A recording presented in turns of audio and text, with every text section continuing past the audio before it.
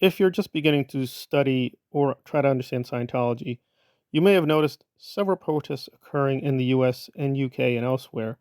So the anti Scientology movement is reaching a kind of crossroads, and I've covered Gerry Armstrong's basic biography elsewhere, so I have to unfortunately be very quick there. Gerry personally knew L. Ron Hubbard, the founder of Scientology, and even the nominal leader, David Miscavige, so he goes back with the church a very long time. And it might seem a very minor detail, but his legal victory against the church in the 1980s, when he left and they went after him and attacked him, is actually incredibly crucial. It's no exaggeration to say he may be the most critical person. If you want to take down the cult, he is the person, he is the man. But why? Well, we'll let Gerry speak on that. It might seem a minor legal detail, but it is actually incredibly vital. Statements, look up 18 U.S. Code Section 1001 and 26 U.S. Code Section 7206.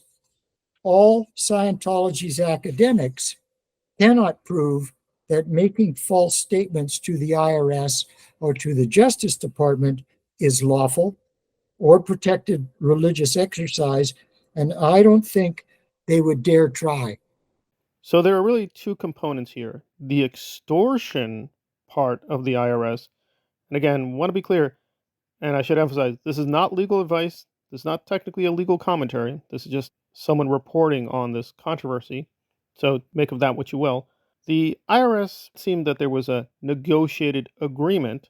It is clearly corrupt, but this is where Gerry comes in.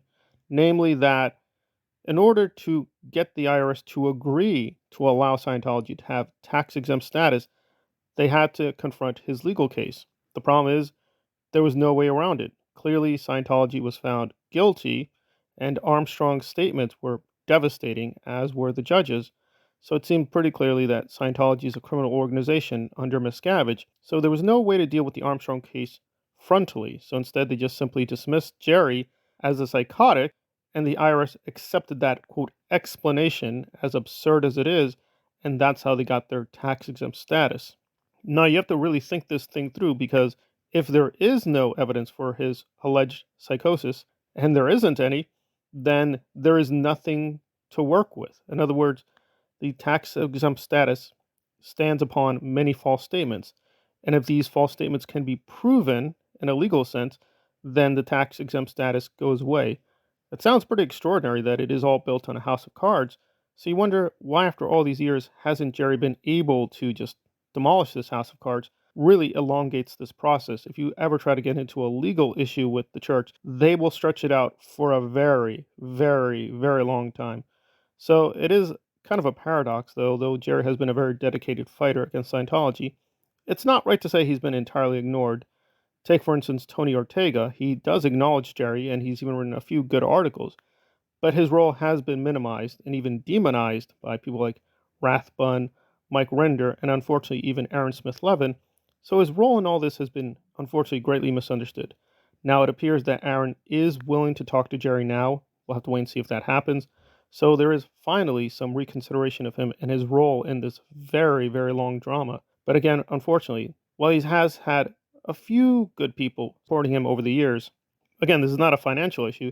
It is just more an issue of just getting the right people to do the right thing to support him against the church.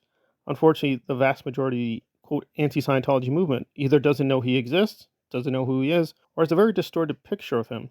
But again, if you want to be very serious against moving against the church legally, again, there's nothing wrong with the protests, nothing wrong with protesting Scientology per se. But again, if you want a frontal challenge to the church, it will have to be a legal case against them. And Gerry believes he does have a legal case.